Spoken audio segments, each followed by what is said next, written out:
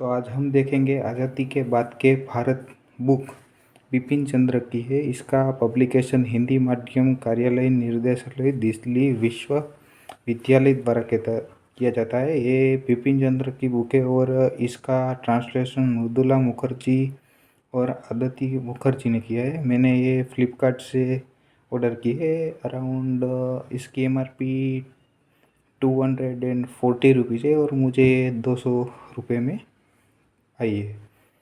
अगर इसके हम टोटल अगर पेजेस की बात करें तो इसमें अराउंड 770 अराउंड 800 पेज है और इसमें आज़ादी के बाद का इतिहास 2007 तक का दिया गया है।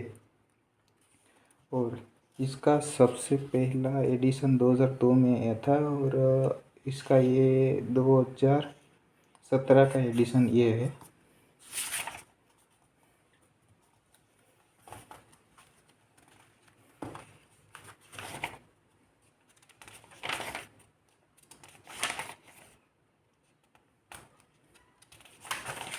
इसमें टोटल 41 चैप्टर है और इसके लिए अगर आप UPSC के लिए पढ़ना चाहते हैं तो ये बहुत एक क्वेश्चन के हिसाब से बहुत लेंथी हो जाए, क्योंकि रिसेंट टाइम में पिछले 3-4 साल से पोस्ट इंडिपेंडेंट इंडिया से क्वेश्चन कम आ रहे हैं। सो अगर आप इसके सिलेक्टेड टॉपिक पढ़ सकते हैं, जैसे राष्ट्रीय आंदोलन की विरासतें, शुरुआत की और राष्ट्र के रूप में भारत का एक गठन 1, राष्ट्र के रूप में भारत का गठन 2 और राष्ट्र के रूप में भारत का गठन 4, आशा और उपलब्धियों के वर्ष 1951 से 64 के तक इतिहास और नेहरू की विदेश नीति और JP आंदोलन और आपातकाल के बारे में, तथा भूमि सुधार। और भूमि सुधार का क्वेश्चन तो 2023 के मेंस के में भी था, इसलिए आपको इन सिलेक्टेड टॉपिक से पढ़ना चाहिए। क्योंकि अगर आप इसके क्वेश्चन से हिसाब के अगर आप इसके वेटेज दें तो आपके लिए अच्छा होगा।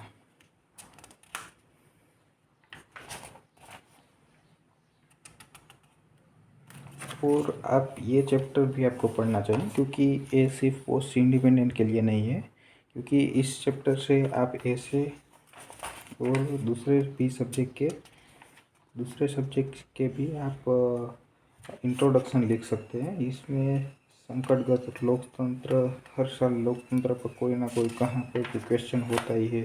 और अगर आपका प्रीवियस हायर ऑप्शन है तो भी आप इसे पढ़ सकते हैं। और अगर आप ऐसे ही रीड करना चाहते हैं, कोई ऐसा पाठक है कि जो किसी एग्ज़ाम की तैयारी नहीं कर रहा है लेकिन पढ़ना चाहता है, तो आज़ादी के भारत की इतिहास जानने के लिए ये बहुत ही अच्छी बुक है।